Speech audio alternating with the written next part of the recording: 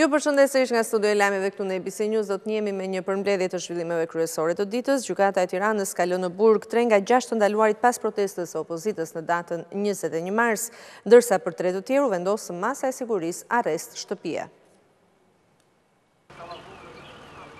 Gjykata e Tiranës la në burg 3 nga 6 të arrestuarve të protestës së opozitës të zhvilluar më 21 mars para parlamentit. Për Dorian Protoduarin, Mariglen Doçin dhe Emiliano Mustafën u vendos masa sigurisë arrest në burg, ndërsa në arrest shtëpie u lanë Jurgen Gjikola, Arber Kola dhe Bledar Dollia.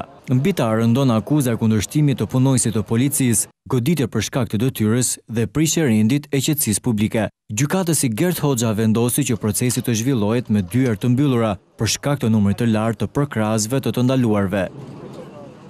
Jashtë godinës së gjykatës ishin familjarë dhe deputet të dorëhequr të opozitës, të cilët mbështesnin personat e arrestuar nga policia e Tiranës në mbrëmjen e 21 marsit. Në fjalën e tij, Edmond Spaho, ish deputeti i PD-s, dënoi vendimin, ndërsa paralajmëroi se protestat nuk do të ndalen. Dalë në mbrojtje të majorancës me synim që do të trëmbi protestuesit në protestat e ardhshme që do të organizohen kundër kësaj qeverie dhe Edi Ramës. Por janë të pashpresë në këto përpjekje që bëjnë, pasi gjithmonë kur qytetarët përplasen me qeverin, fituesit janë qytetarët. Dhe kështu do të ndodhë edhe me këtë majorancë dhe me Edi Ramën, i cili shpejt do ta lërë karikën e pushtetit. Pas zbardhjes së vendimit, avokatët Ivi Kaso dhe Artan Murrizi theksuan se do të apelojnë vendimin e shkallës së parë. Ndërkohë, për protestën e 21 marsit, u procedua në gjendje të lirë në total 29 persona, ndërmjet tyre është dhe Gazmend Bardhi, sekretari i përgjithshëm i Partisë Demokratike, i cili ishte edhe organizatori i manifestimit. Situata politike në Shqipëri vazhdon të mbetet në qendër të vëmendjes së mediave të huaja. L'Osservatore Romano në 2 artikuj të publikuar ditët e fundit i bën një panoramë situatës politike në Shqipëri. Gazeta zyrtare e Vatikanit L'Osservatorio Romano i ka kushtuar një artikull situatës në Shqipëri, të cilën titulli e përshkruan si një ekuilibër të vështirë shqiptar, mes skandaleve, tensioneve politike dhe protestave në shesh. Zjarri në Shqipëri vazhdon prej muajsh dhe reaktivizohet periodikisht me shpërthime të papritura, shkruan gazeta, e cila i quan përplasjen qeveri opozit si radikale. Opozita e përfaqësuar nga Lulzim Basha, vijon gazeta zyrtare e Vatikanit në shkrimin e saj, kërkon ndërheqjen e kryeministrit Edi Rama dhe thirrjen e zgjedhjeve të mirënjohshme të parakohshme, me akuzën se qeveria Rama është e lidhur ngushtë me organizata kriminale. L'Osservatorio identifikon si skandalin që shpërtheu sigurisën në vend ato të verës së shkuar, kur doli në pas se qeveria ishte orientuar drejt lejimit të devijimit të lumit të lanës për t'i lejuar një oligarku kontrovers ndërtimin e një kompleksi rezidencial luksoz. Shumë të komplikuar e sheh Gazeta e Vatikanit zgjidhjen e kësaj krize, ku nga një anë protestuesit kërkojnë instalimin e një qeverie tranzitore që të mundsojë zgjedhje të lira e të ndershme, dhe nga ana tjetër, kryeministri Rama flet për gatishmëri për dialog, për pa cënuar legitimitetin e qeverisë së tij në asnjë mënyrë. Ndërkohë sillet në vëmendje fakti se po afrohen zgjedhjet lokale të qershorit, por edhe vendimi për hapjen apo jo të negociatave me Bashkimin Evropian. Edhe Bashkimi Evropian ka insistuar në ndërtimin e një platforme kombëtare ku partitë mund të përballen dhe dialogojnë në interes të vendit dhe qytetarëve, por duhet patur parasysh, shkruan gazeta zyrtare e Vatikanit, se kancelarit ndërkombëtare nuk i konsiderojnë të pabaza akuzat ndaj qeverisë për palishmëri, por janë edhe më të shqetësuara mbi rrezikun e destabilitetit në një shtet delikat në zemër të Ballkanit si Shqipëria. Shqetësimi është i lartë, shkruan L'Osservatorio, përpara një krize të ngjashme me atë të vitit 1997, kur Shqipërinë e mbërtheu kaosi dhe anarkia. Edhe 2 ditë më parë, njëjta gazeti kushtoi një tjetër artikull situatës në Shqipëri me fokus tek protestat e organizuara nga opozita dhe kreu i saj Lulzim Basha, duke theksuar se ndryshe nga viti 1997, sot populli shqiptar po tregon maturi. E gjithsesi, shkruan L'Osservatorio, mbetet frika se nëse do të vijojë të mos garantohet funksionimi i shtetit të së drejtës, mund të shohim një përsëritje të historisë që vjen me rrezikun e një vale emigrimit të ngjashme me atë të viteve 90.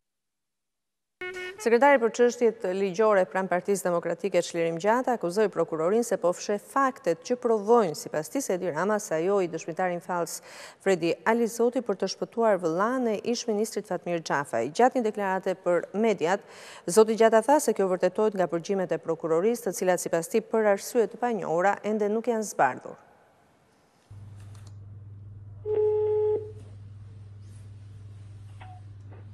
Alo. Po Fredi po vi mo kur, kalova kolonje. Po vi. Por Allah, je drejtori di apo jo? Të si unë jam drejtori Albert Nushi. Zot tako talon bavën. Janë këto përgjime të ndodhura në dosjen e prokurorisë, ato që sollën reagimin për të dytën ditë radhëzit të Partisë Demokratike. Këto biseda, sipas Elis Blu, faktojnë se pushteti i kryeministrit Edi Rama është i njëjtë me personin e interceptuar në biseda telefonike, Fredi Alizoti, dëshmi e një pushteti kriminal.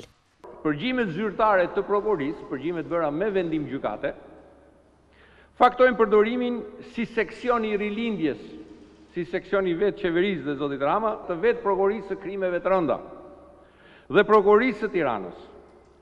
4 prokurorë u përdorën politikisht për të shpëtuar nga dënimi trafikantin e drogës Gerald Xhafa dhe vëllain e tij ministër i brendshëm, ish-ministër tani. I publikoi vetëm një ditë më parë ish-deputeti demokrat Ervin Saljani. Pas publikimeve të përgjimeve zyrtare, prokuroria duhet të merrte si të pandehur Tauland Ballën, Fatmir Xhafajn, Ardi Veliun, Albert Nushin, ky i fundit ka qenë drejtor deri para pak ditësh i drejtorisë policisë Fier, dhe një sër strukturash policore që kanë shërbyer për të manipuluar këtë ngjarje me qëllim shpëtimin e pushtetit të Edi Ramës dhe dënimin e opozitës që denoncoi këtë aferë. Por këto biseda nuk janë zbardhur nga prokuroria sipas demokratëve dhe kjo me një qëllim.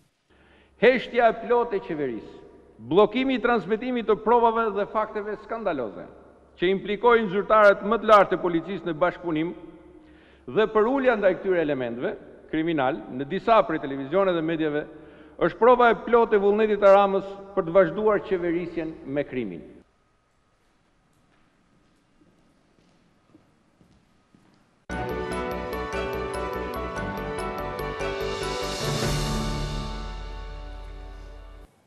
Dytërin kanë rënë në prangat e policisë, ndërsa një i tretë është të shpallur në kërkim për vjedhjen me dhunë të një banese në fshatin Greshicës të Mallakastrës. Gjëra ka ndodhur në 22 mars, ku të 3 personat e maskuar kishin hyrë në banesë dhe në kërcënimin e armëve të ftohta dhunuan familjar dhe u morën atyre një sasi lekësh.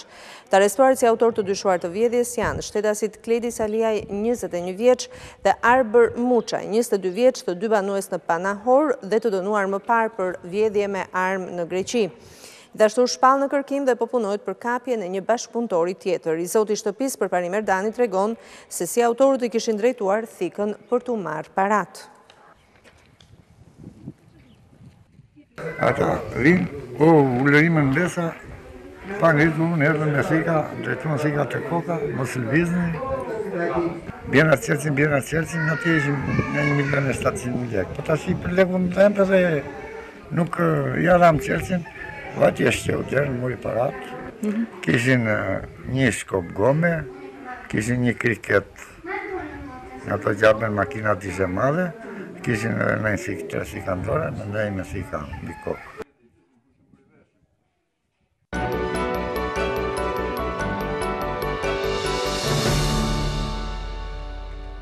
Dogana e Merinës në kufi me Kosovën po kthehet në shqetësim serioz për udhëtarët, procedurat zgjasin për shumë kohë dhe radhët janë të pashmangshme.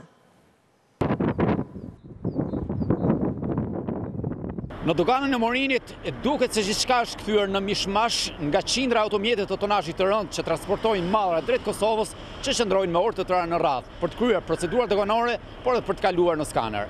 Çdo drejtues i mjetit të transportit të mallrave tashmë është i irrituar për kryen e këtyre procedurave dhe vonesat e të zgjatura në kufi. Qëre që kam bo, përse lesh marije kam bo, Që është ka bojt e shuna?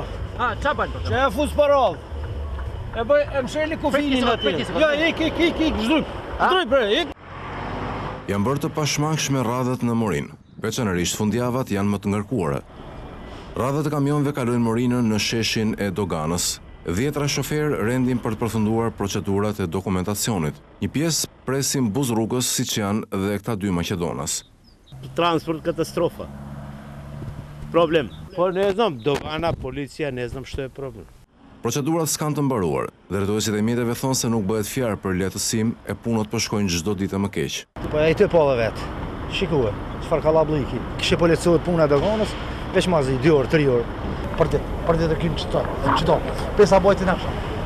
Shpeshherë kaloi natën në dogan. Procedurat e dokumentacionit dhe procesi i skanimit u hash shumë kohë. Më tepër rrinë në pikën kufitare sesa përshkojnë rrugën. Në këtë situatë zgjidhja nuk duket e afërt. Ministra e Infrastrukturës dhe Energjisë Belinda Balluku ka premtuar zgjidhje të problematikave të transportit. Gjatë një takimi me përfaqësues të transportit publik ndërqytetas dhe ndërkombëtar, Balluku tha se po hartohet një paketë e re që ka për synim rregullimin e operimit të këtij sektori. Sipas ministres, të gjitha problematikat e ngritura do të marrin zgjidhje, ndërsa paketa e re që do të hartohet ka për qëllim ofrimin e një shërbimi sa më të mirë për qytetarët.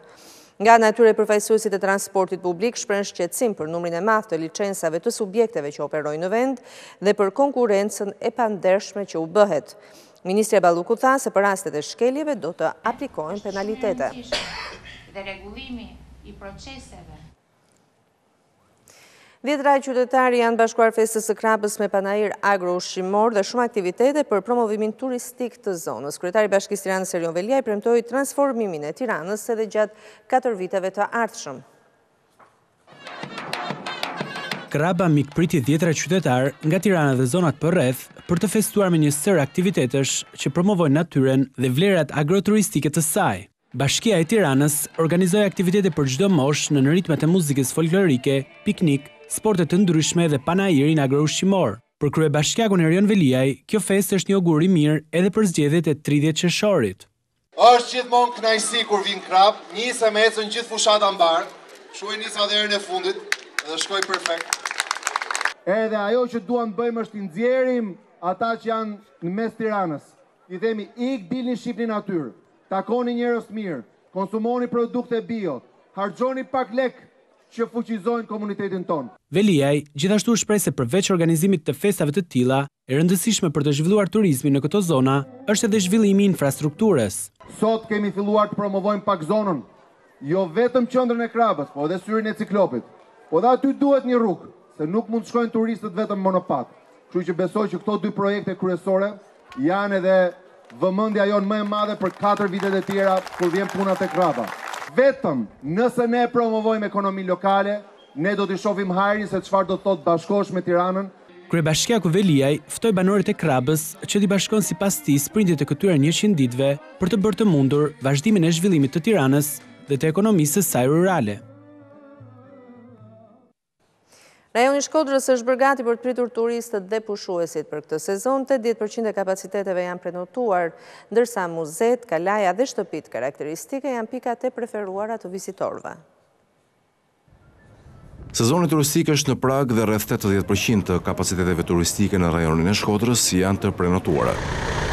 Por problemet shfaqen në pikat kufitare në hyrje dhe dalje. Sokol Hoxha, kryetari i shoqatës së turizmit në Shkodër, thotë se pavarësisht përpjekjeve të policive kufitare, lehtësimi i lëvizjeve për turistët, e sidomos grupet e organizuara, duhet të bëhet marrëveshje mes 2 qeverive. Nëse flasim për lëvizjen e lirë qytetarëve, dikush kur shkon për një shëtitje, nëse pretendon me kalu kufinin, duhet përgatitet të presin 2 orë në kufi, si në hyrje si në dalje, po është pa kuptim. Edhe në muzet, Shkodra ka nisur kontaktet me operatorët turistik, si pjesë e guidës turistike për vizitorët e ndryshëm. Kemi pasur kontakte nga operator turistik, jemi në fillim të sezonit, pra sezoni sapo është hapur. Turistët e parë kanë filluar të vinë gati një muaj përpara.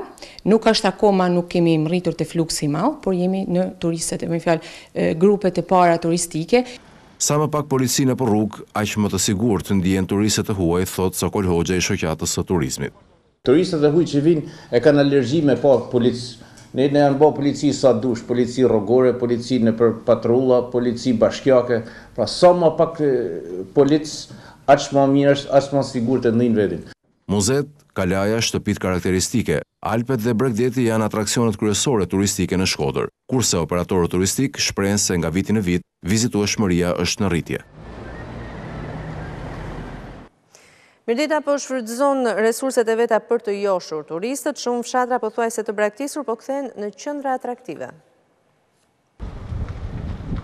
Katundi vjetër në Mirdit është destinacioni më i ri turistik shqiptar. Për shkak të natyrës, prodhimeve lokale dhe banorëve shumë punëtor, në këtë zonë është zhvilluar turizmi gastronomik. Nga një emër gjeografik, Katundi i vjetër është sot një realitet turistik, thot drejtori i Infokullës Nik Nikolli. Sipas tij, iniciativat e para tani janë bërë trend, duke kaluar edhe tek bujtinat. Katundi i vjetër tani është një realitet. Nga një emër gjeografik, sot është kthyer në një qendër të zhvillimit të turizmit, ekoturizmit në veçanti. Të heqësh dorë nga shtëpia e të besosh tek turizmi i bujtinave është si përmarrja e Kolmarkut. Ai thotë se infrastruktura, natyra dhe burimet ujore janë shkaku kryesor i investimit që ai ka kryer dhe që sipas tij ka qenë në fakt i vonuar. Natyrisht unë jam në investitorët e vonuar të kësaj fushë, por mendoj se nuk është vonë kurrë për të investuar, nuk është vonë kurrë për të zhvilluar fshatin tonë apo zonën tonë apo biznesin tonë.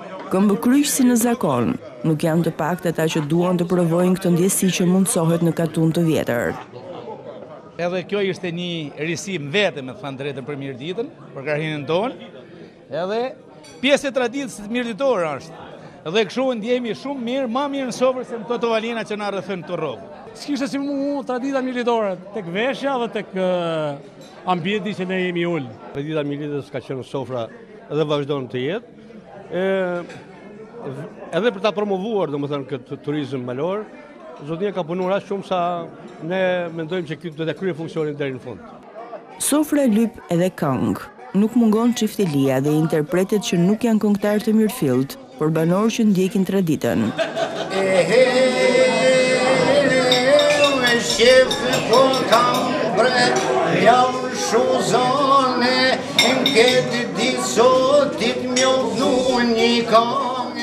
Kuzhina vendase dhe produktet lokale janë elementi kryesor i kuzhinierëve në restorantet e zonës.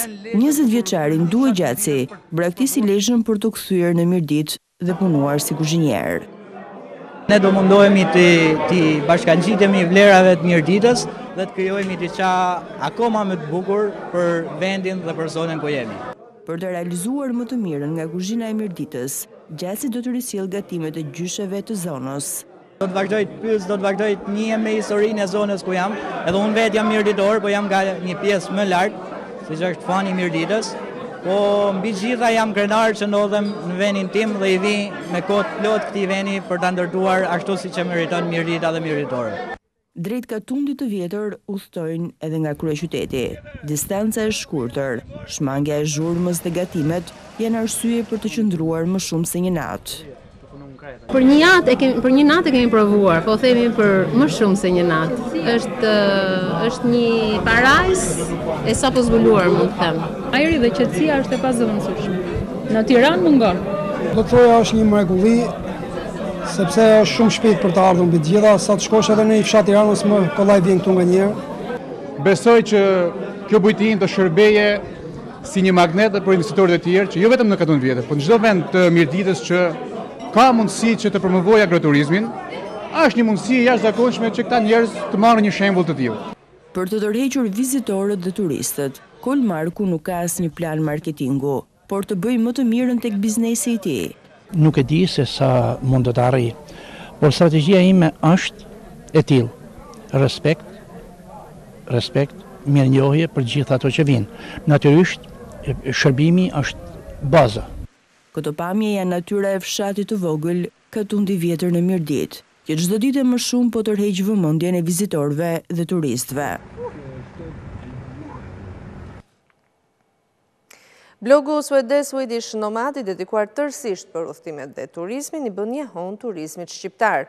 Ai sugjeron 15 plazhet më të bukura në vendin tonë që duhet të vizitohen nga turistët. Shqipëria me bukuritë e saj dhe atraksionin turistik po bëhet gjithnjë më shumë pjesë e listave të vendeve dhe blogjeve ndërkombëtare të udhëtimit si destinacion për të mos u humbur. Shqipëria është ndëruar shumë shpejt në një destinacion veror popullor, fal Bregdetit Mahnitës dhe plazheve të bukura që janë disa prej faktorëve madhor në zhvillimin e turizmit, shkruan portali Swedish Nomad në një artikull kushtuar plazheve tona. Në Rivierën shqiptare ka shumë vende të bukura, shkruan portali suedez dhe për t'i bërë zgjedhjet më të lehta, ai prezanton 15 plazhet më të bukura që duhen vizituar në 2019-ën. Ndër to veçohen plazhi i Ales, i cili konsiderohet si plazh mjaft i preferuar, apo plazhi i Palasës, një plazh natyror dhe me ngjyrë magjepsëse të ujit. Më tej lista e Swedish Nomad vijon me plazhin Rana Hedhun në Shëngjin, plazhi i Durrësit, Samili, plazhi i Pasqyrave, plazhi Mango, plazhi i Pulbardhës dhe duke vazhduar me plazhet e Borshit, Livadhit, Dërmiut dhe disa destinacione të tjera të Bregdetit të Jonit. Portali suedez Swedish Nomad, i cili sugjeron 15 plazhet më të mira në Shqipëri për 2019-ën, e mbyll shkrimin për lexuesin me kërkesën drejtuar lexuesve. Nëse dini plazhet e tjera të bukura në Shqipëri, na rekomandoni ato.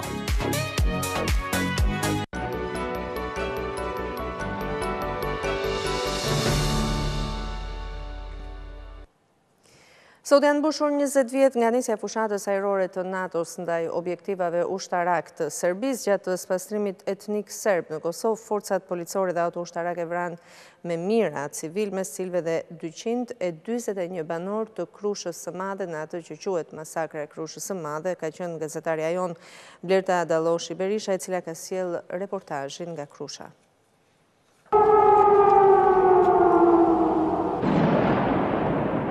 24 mars 1999 ora 20. NATO-ja nisi sulmet ajrore ndaj caqeve ushtarake serbe.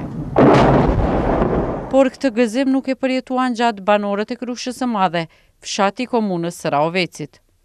Më 25, 26 dhe 27 mars, në këtë fshat ndodhi një nga masakrat më të mëdha të luftës, ku vranë e masakruan 223 banor të këtij fshati, kryesisht burra.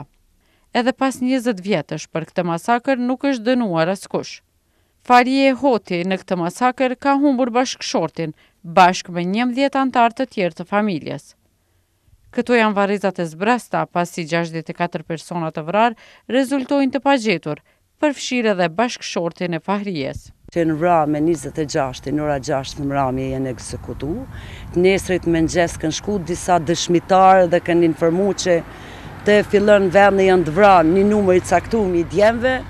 Jenë afru do njerës mi vurros ata, fatkeqësisht i kanë vrejt policia, kanë gjujt dhe mas ne i kanë ngarku me një kamion një qytetarit Krushës dhe i kanë qenë ndrinj, kanë kallë kamionin.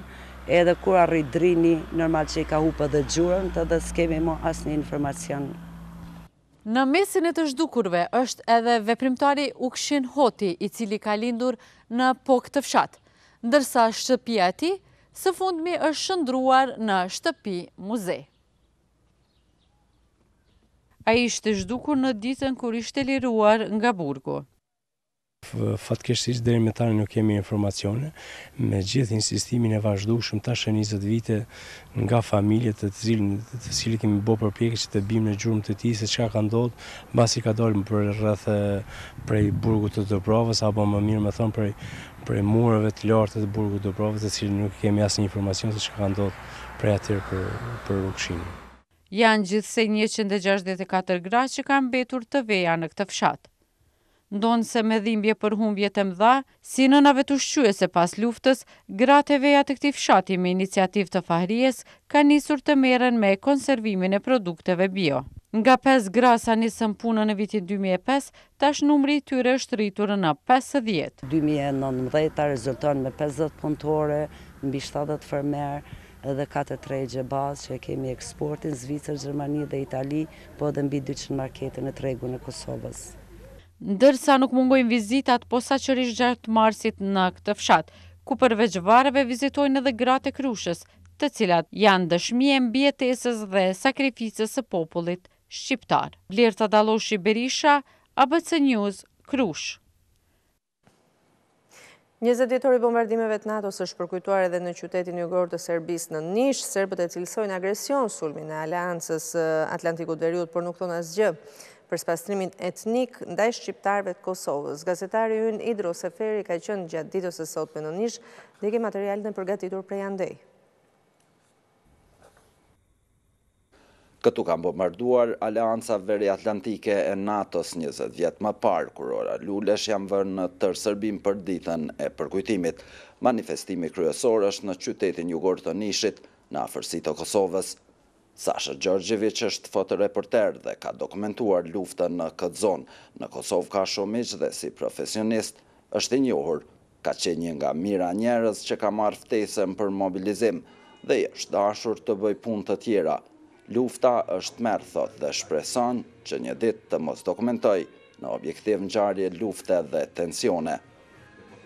Po zovu me u pola 8 prijatelji iz Nemačke koji mi kaže gledam na vestima. Më kanë telefonuar miq nga jashtë Serbisë dhe më kanë thënë se avionet u nisën dhe as atëherë nuk e kanë besuar një gjë të tillë. Askush nuk ka besuar se do të ndodhin bombardimet. Më vonë, mora ftesën të mobilizohem dhe ka qenë e pabesueshme. Lufta është gjëja më shëmtuar që mund të ndodhe. Sinagoga e qytetit. Këtu është hapur një ekspozit me fotot e luftës. Në këtë qytet kishte nisur edhe revolucioni kundër Slobodan Miloševićit. Bombat kasetore, aeroporti, shtëpi të djegura dhe objekte ushtarake janë kujtimet e kapura në qast. Lufta duket si një e shkuar, e pakthyer pasi konflikti vazhdon.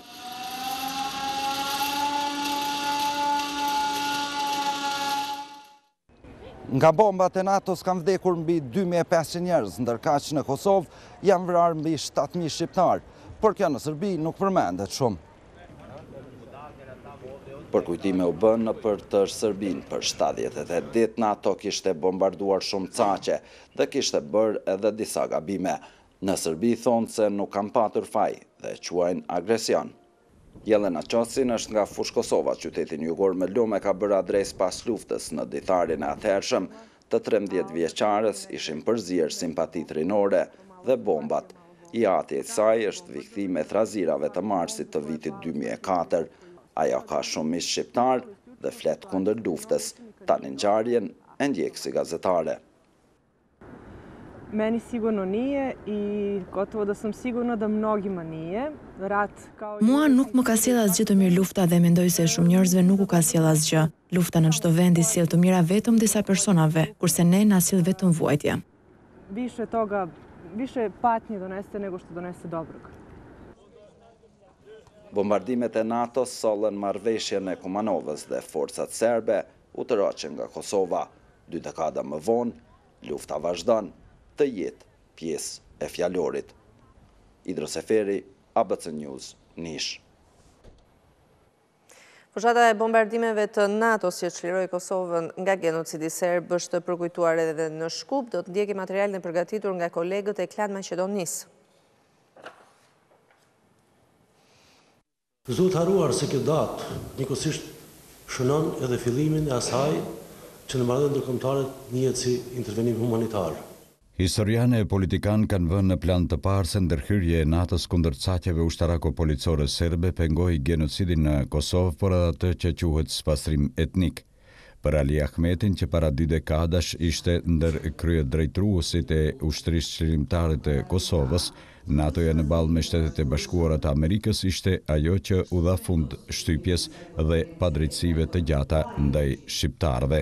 Lirin kombëtare e fituam me gjakun e derdhur të kombit tonë, por shtirimin e arritëm përmes intervenimit të NATO-s në këto hapësira. Dhe nuk u shtrirua vetëm Kosova, por u shtrirua edhe Ballkani, sepse sot forcat e NATO-s janë në Sloveni, Kroaci, Maltezi dhe nesër do të jenë në Republikën Veriore të Maqedonisë. I pranishëm në Tubim, zëvendës kryeministri i Kosovës Enver Hoxha ka vlerësuar kontributin e shqiptarëve të këtushëm për lirinë dhe pavarësinë e Kosovës. Hoxha i tha se operacionet ushtarake të NATO-s dhe pozicionimi i drejtë i Bashkisë Ndërkombëtare në ballë me Shtetet e Bashkuara bën që i gjithë Ballkani të hyjë në një epokë të re. Nëse ka një ngjarje e cila realisht e mbyll një epokë dhe hap një epokë tjetër, dhe veçanërisht epokën e robërisë, me atë të lirisë, për mendimin tim është 24 marsi, por edhe qershori, 12 qershori i vitit 1999. Dhe nuk i jep fond vetëm një pushtimi, një robërie, po i jep fond çdo robërie që ka ekzistuar në rajon në raport me shqiptarët. Kjo është premia më interesante, përmbyllja më interesante dhe mbi të gjitha është një lloj triumfi i besimit, i shpresës edhe i drejtësisë mbi forcat e errëta të historisë. Zyrtari i lartë nga Kosova Enver Hoxha i shprehu bindjen se një marrëveshje mes Kosovës dhe Serbisë që nënkupton njohjen e ndërsjellë, vendosjen e marrëdhënieve diplomatike dhe aderimin e Kosovës në Kombet e Bashkuara do të shënonte edhe mbylljen e njërës prej sfidave të fundit historike në rajonin e Ballkanit.